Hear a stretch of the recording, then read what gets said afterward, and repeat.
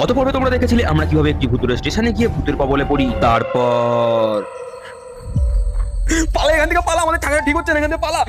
আমরা এখান থেকে পালানোর চেষ্টা করছিলাম, ঠিক তখনই দূরে দেখতে পেলাম কেউ একজন প্ল্যাটফর্মের উপর দিয়ে হেঁটে হেঁটে যাচ্ছে। ওর মাথা কোথায়? চুপ করে থাক, চুপ করে থাক, চুপ করে থাক, তোর মাথা কোথায়? চুপ করে থাক।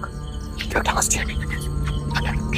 আমরা ভয়ে ভয়ে চুপি চুপি একটা জায়গা থেকে লুকিয়ে লুকিয়ে দেখছিলাম। প্ল্যাটফর্মের উপরে যে ভূতটাকে হাঁটাচলা করতে আমরা দেখছিলাম, সেই ভূতটার কোনো মুন্ডুই ছিল না। এটা ছিল একটা গলা কাটা ভূত। কোথায় গেল? কোথায় গেল? কোথায় গেল ভাই? ওখানে ছিল।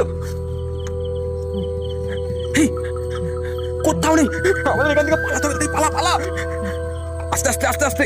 চোখের নিমেষে অদৃশ্য হয়ে গেল সেই ভূতটা। তারপর আমরা কি করব কিছুই না বুঝতে পেরে তাড়াহুড়ো করে প্ল্যাটফর্মের উপরেই উঠতে শুরু করলাম। তারপর আমরা এদিক ওদিক দেখছিলাম যে ট্রেন কখন আসে, আর ঠিক সেই সময়ই সূর্য ভয়ে কেঁদে ফেলে। তার কারণ চারিদিক থেকে আমরা অস্বাভাবিক রকমের শব্দ শুনতে পাচ্ছিলাম। গাইস, কেউ ভয় পেয়ে গেছে। আমি বুঝতে পারছি